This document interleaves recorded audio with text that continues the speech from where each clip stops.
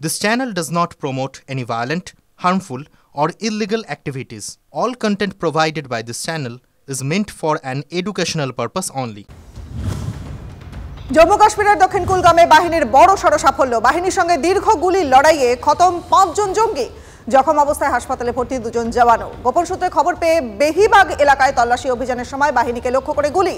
আর কোনো জঙ্গি লুকিয়ে রয়েছে কিনা নিশ্চিত হতে জারি তল্লাশি। মুম্বাইতে পর্যটকদের লঞ্চে ধাক্কার ঘটনায় কড়া পদক্ষেপ। স্পিড বোট চালকের বিরুদ্ধে এফআইআর পুলিশের। ইঞ্জিনের ত্রুটির জন্য নিয়ন্ত্রণ হারিয়ে ধাক্কা স্পিড বোটে, জানালো নৌবাহিনী। গতকাল নৌকা দুর্ঘটনায় মৃত্যু হয় ১৩ জনের, উদ্ধার ১১৫ জন। মৃতদের পরিবারকে ২ লক্ষ এবং আহতদের ৫০,০০০ টাকা আর্থিক সাহায্য ঘোষণা প্রধানমন্ত্রীর। প্রায় ৪ বছর পর ফের স্বাভাবিক হওয়ার পথে কৈলাস মানস সরোবর যাত্রা। চীনের বিদেশমন্ত্রী ওয়াং এর সঙ্গে ভারতের জাতীয় নিরাপত্তা উপদেষ্টা অজিত দোভালের বৈঠকে আশার আলো। কোভিড অতিমারি গালওয়ান সংঘাতে ব্যাপক অবনতি ঘটে ভারত চীন সম্পর্কের। তবে দুপক্ষের উচ্চ পর্যায়ের বৈঠকের পর সমস্যা মিটবে বলেই মত বিভিন্ন মহলে।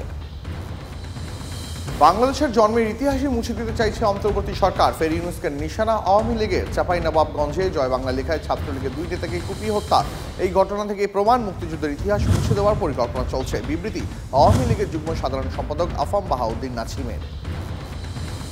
অস্থির পরিস্থিতির জেরে বড় বিপর্যয়ের সামনে বাংলাদেশের অর্থনীতি। ২০২৪ সালে এশিয়ার সবচেয়ে কম দামি বাংলাদেশি টাকা।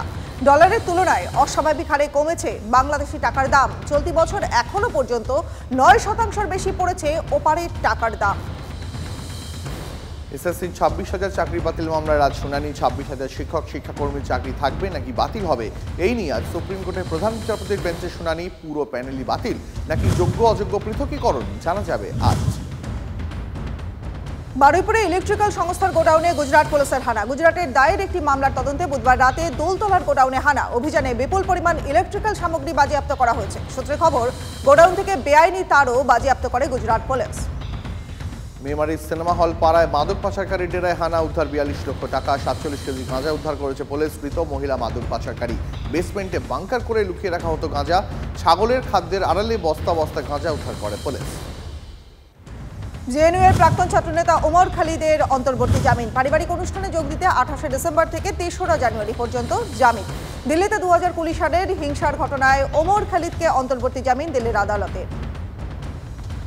এর একবার পিছিয়ে গেল সুনিতা উইলিয়ামসের পৃথিবীতে ফেরার সময়সীমা। ফেব্রুয়ারির বদলে মার্চের শেষ অথবা এপ্রিলের শুরুতে পৃথিবীতে ফিরতে পারেন সুনিতা ও বুচ উইলমোর। নয়া একটি ড্রাগন মহাকাশযান তৈরিতে ব্যস্ত নাসার আধিকারিকরা। সেই কাজ শেষ করতে কিছুদিন আরও সময় লাগবে, তাই পিছিয়ে গেল সুনিতাদের ফিরে আসার দিন, জানিয়েছে মার্কিন মহাকাশ সংস্থা।